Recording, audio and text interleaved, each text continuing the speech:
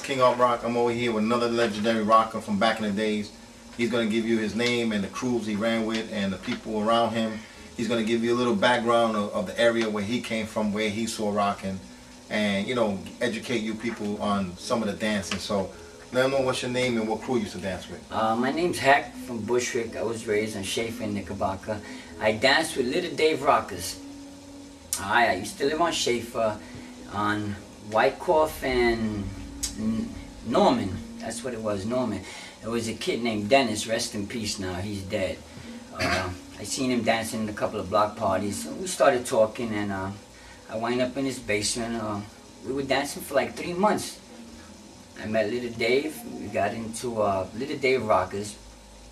We were there for like a year and a half. Little Dave was awesome. The guy had he was a legend already.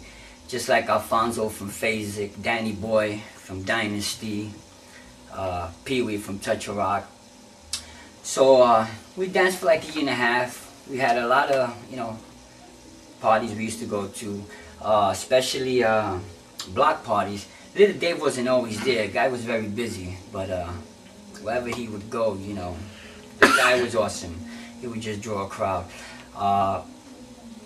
So I was dancing with Little Dave's when they killed Dennis. You know, Little Dave's just started going like that. So I met this guy named Pee Wee from Touch of Rock. The guy was awesome.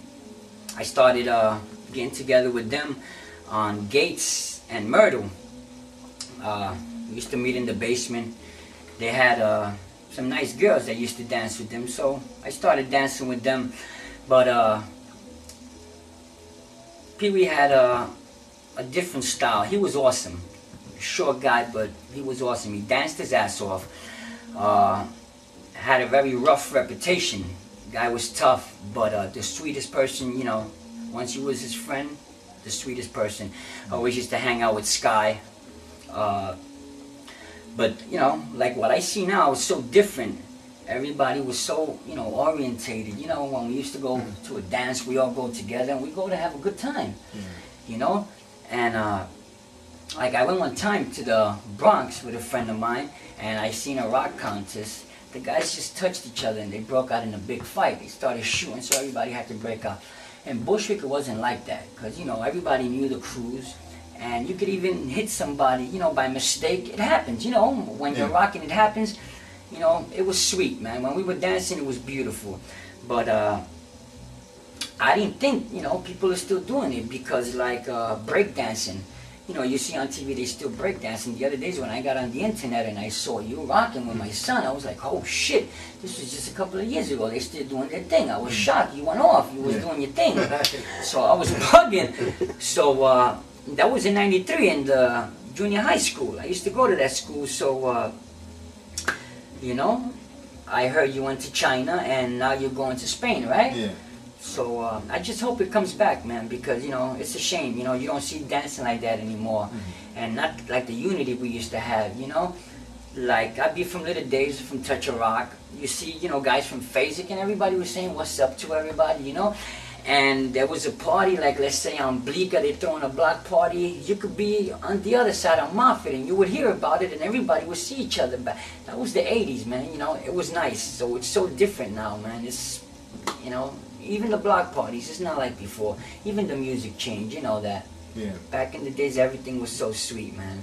So, you know, I'm just glad, you know, to be here with you guys and, you know, say a little of my story and appreciate it, man. Thank you so much, man. Yeah. So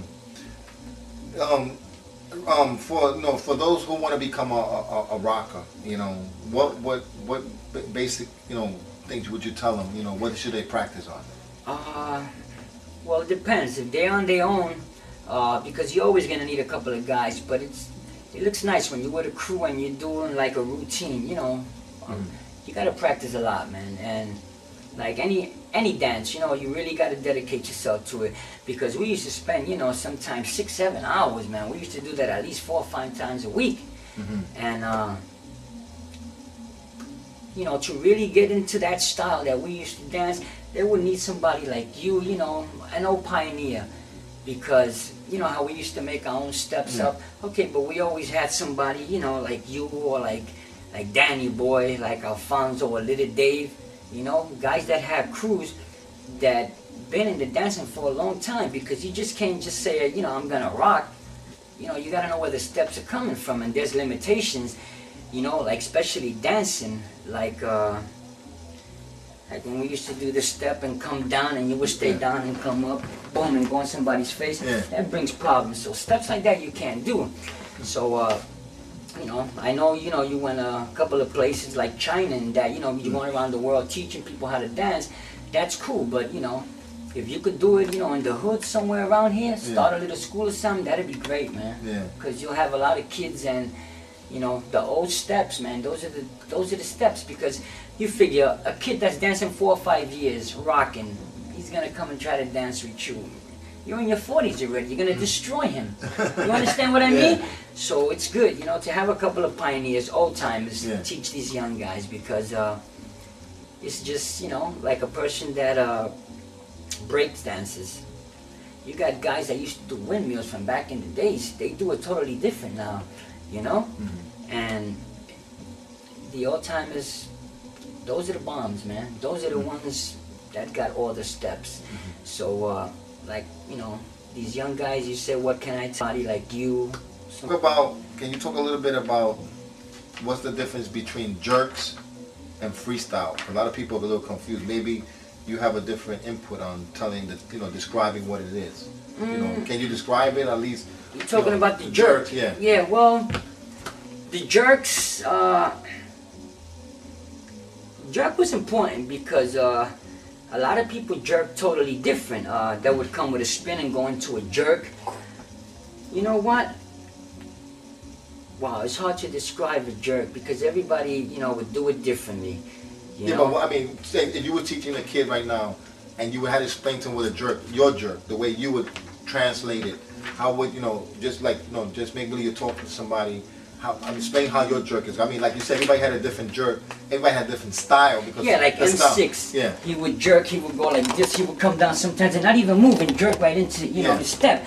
But the freestyle, like him, you know, he used to go around, he had nasty steps, he would go into a freeze, he was nasty. So the jerk was, you know, I would use my jerks, everybody had to use their jerks to go down. Okay, but my jerks I would do like on the open. Like a guy like M6, he could turn around, his legs could be crossed, and he can jerk right on. He was nasty. And after he come up, he just came from a spin, he'll do a spin coming up, so, and go right into a freestyle, you know? So, like when I seen you on the internet the other days, you did a nice jerk and you came up, I don't know, you went like around and you came back and you did you didn't even go into the next jerk, you did a freestyle move.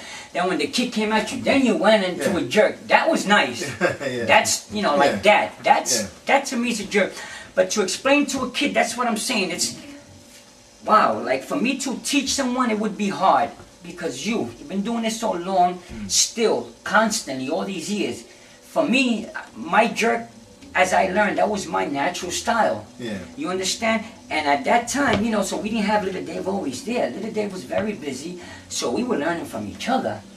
We go to a party, we'll see, like, pioneers like yourself, Alfonso, Danny Boy. So you will stop and you pause and you're going to check these guys out because they were bad.